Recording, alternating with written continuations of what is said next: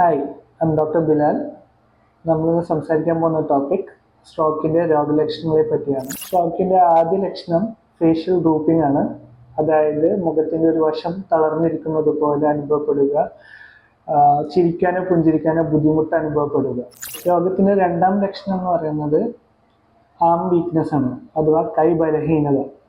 കൈ ഉയർത്താനോ നേരെ പിടിക്കാനോ ബുദ്ധിമുട്ട് അനുഭവപ്പെടുക, കൈക്ക് ശക്തി കുറഞ്ഞതുപോലെ അനുഭവപ്പെടുക.